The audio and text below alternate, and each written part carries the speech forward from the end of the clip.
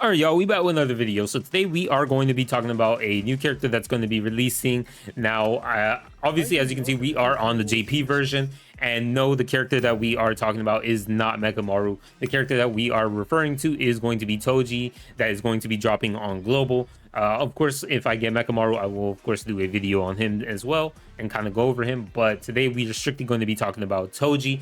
As you know, he is dropping on global, and he has been a character on the JP side for roughly about 6-7 months, 8 months, somewhere around there, but practically half a year, right? And this character is a red DPS character. He is a very powerful one indeed. He is by far the strongest physical character in the game. Now, his passives and skills, they're going to be insane because he has probably one of the most juiced out passives in terms of what you would want for a DPS character, and they're kind of very accurate with the character in being that he doesn't have cursed energy, so practically his skills in the game also do not cost cursed energy. So he's just kind of like Maki, except he is what Maki should have been, but he's juiced out. He's fucking juiced out. He's literally Maki times 100. And yeah, he's able to dish out a lot of damage from all his skills, so we'll kind of talk about that. Obviously Yuta, you know, he ults and then he's kind of fucked. You can't use your ult for like some time because you have turns that you can't charge it, and then you have turns where you have to charge it to be able to get to it again. So like in that duration, Toji could probably dish out 3 ults by the time Yuta can even get close to his second ult. So it just makes him a lot more efficient in actually dishing out damage. Now let's actually talk about his skills. So we have his skill 1. So skill 1 is going to be very nice for him, considering that you're going to be using like-minded sisters because he is a physical character. And what that memory does is when you manage to crit, you do charge your ult gauge, right? This skill, Exorcism Slash, is going to deal 298% physical damage to the enemy and then decrease the selected enemy's crit hit resistance by 22% for 3 turns, meaning that if you continuously use it, you're going to be able to guarantee that crit for yourself eventually. And well, not guarantee, but you'll get very close, a very high chance of critting, and this will allow you to charge up your ult rapidly. So you can use it to charge ult very quickly whenever you may need it. Now we have skill 2, his most powerful skill in his entire kit, Slaughter Slash. This deals 496% melee physical damage to selected enemy, and on top of that, this skill nullifies any reduced damage received effects, which means it will bypass that and still dish out insane amount of damage. Just this skill alone, being the fact that it has no cursed energy cost and its modifiers are very similar to Yuta's skill 3, almost close. Not Yuta's, I believe, is a little bit higher, but this is fairly close. And it's just insane because it's free. You're going to be using this as often as possible whenever you're not aiming for crits to charge up your ults. So this is going to be your highest damaging skill. You're going to use it very often. Next up, you have your skill 3. Now, your skill 3 is very situational and isn't used as often, but it is a very powerful skill. This is going to be the special grade curse tool, Inverted Spear of Heaven, and this is going to increase your own break damage by 255% for one time. So obviously, you use it and then you're just going to literally do it there. So if you're trying to break an enemy, you definitely might want to use this skill. On top of that, that's not the only thing you would use it for. It also removes attack nullification and 1 removable buff from the selected enemy, and then of course it's going to prioritize the most recent buff, whatever was last, and it will deal 195% melee physical damage to select enemy. So like I said, very situational, dependent on the enemy, whether their buff is impactful enough that you need to remove it, etc. There's there's a lot of things that kind of have to be a factor for you to actually decide to want to use his skill 3. Next up, we have his ult. Keep in mind, you're going to be using his ult a lot because you're going to be using like-minded sisters, and this is going to charge him up rapidly. This is going to remove attack nullification, so already a good bonus there. On top of that, 1 removable buff from all enemies. Recent buffs are prioritized. This is insane because even though I find this character a lot better than Yuta, the good thing about him is that if you do decide to, and there's going to be very cases where you're going to be running both on the same team.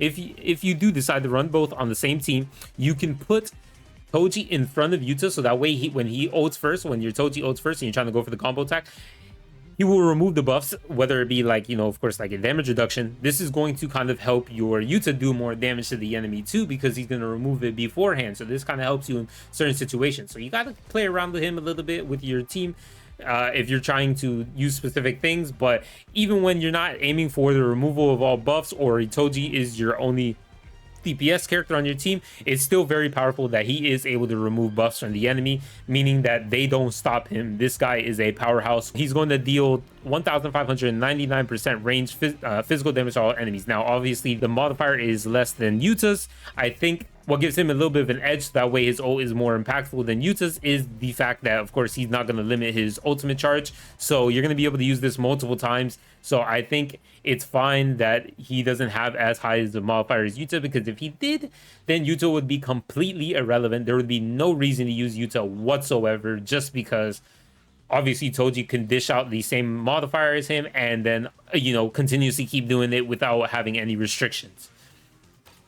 Toji's just, he's your guy, bruh. He's him, bruh. Like, look at this guy, bruh.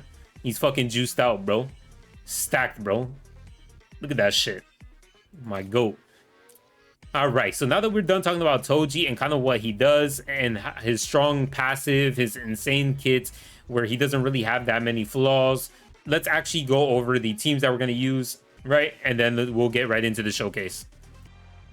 All right, so we have team number 1.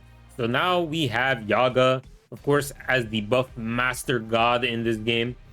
We have domain expansion Gojo, who is literally the best debuffer in the entire game. I mean, not counting Geto. Geto is obviously consistent through the entire fight, but domain expansion Gojo, if you're trying to get crazy damage off immediately, you definitely use domain expansion Gojo.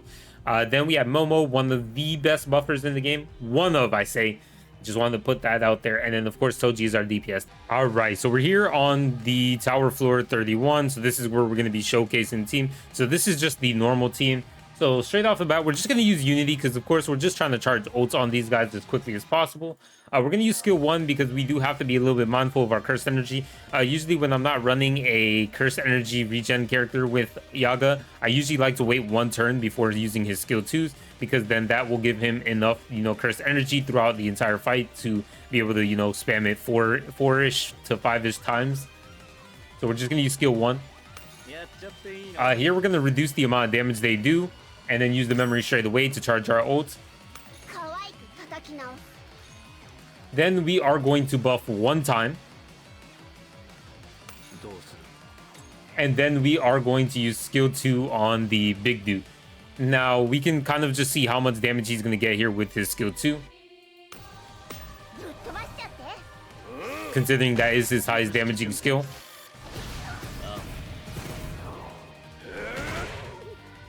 $233k, would have did roughly about 150k, I believe, if I didn't buff. Now we can start buffing, reducing the amount of damage they do to us. We'll skill 1 this dude, and then we'll just start skill 1ing him, because of course if we lower his crit resistance, we have a higher chance of critting him, which means we will be able to charge our ults faster with, of course, like-minded sisters.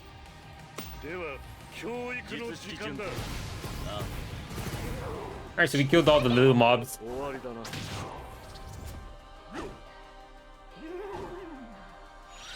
Alright, so he evaded that, as you saw, and he healed. Buff again. Debuff the enemy so they don't do too much damage to us. How many buffs do we have up? We only have 1. Right? Yeah, we only have 1 pair, but we're about to get 2 right here.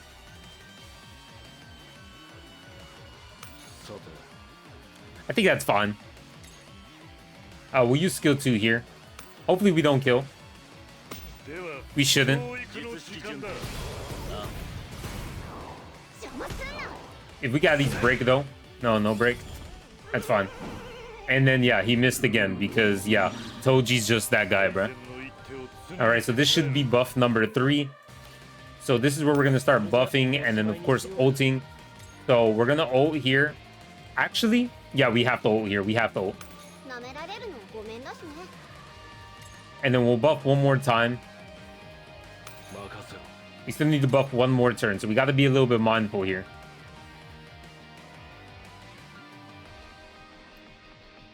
I think we'll use skill 1 so we can keep the, like, do the least amount of damage as possible.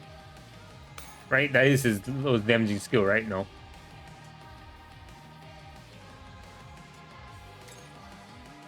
Skill 3 is definitely one of his lowest damaging skills.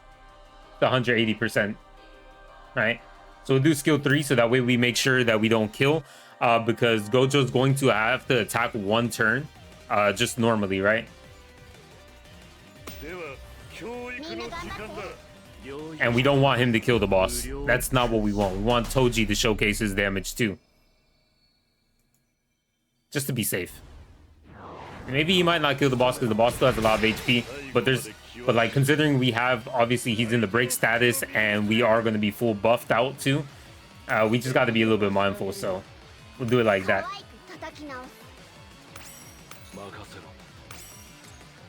All right, so now we're finally going to get our last stack of buffs, so we'll just kind of pull it up here on Toji, right? So obviously he has his own buffs already active.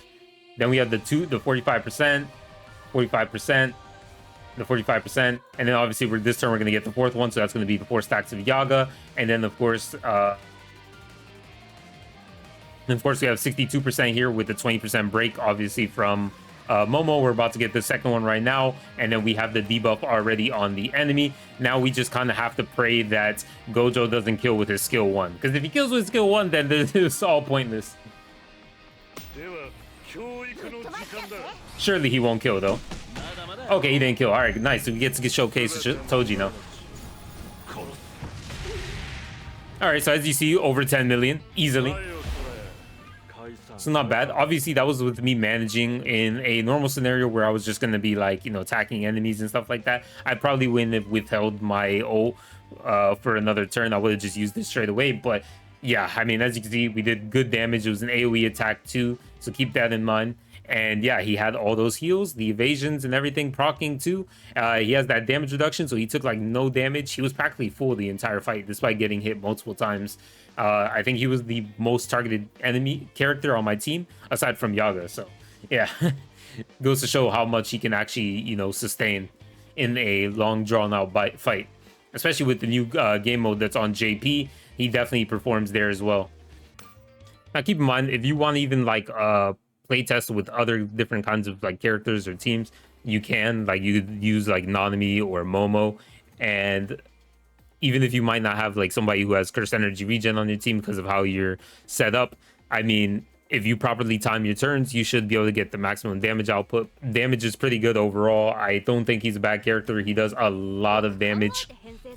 Literally, like, in my opinion, it's like very close to Yuta's damage output on his ult. So they're kind of very similar on that, except Toji has a lot of beefiness to him, a lot of sustain, and on top of that, he can, output a lot of damage. Because like I mentioned earlier, I couldn't even do the nuke setup because he kept doing so much damage, and with like just his actual normal skills and not really his ult. So it was like very difficult to actually make sure that I didn't kill with Toji before I got to his ult. So that's how good he is, right? But yeah, anyways, without further ado, that is going to be the end of the video. I'll see you guys in the next one. We'll probably do, if I get Mechamaru anytime soon, we'll do a Mechamaru video, but we will see. Luck has not been on my side for JP. Anyways, I'll see you guys in the next one. Peace.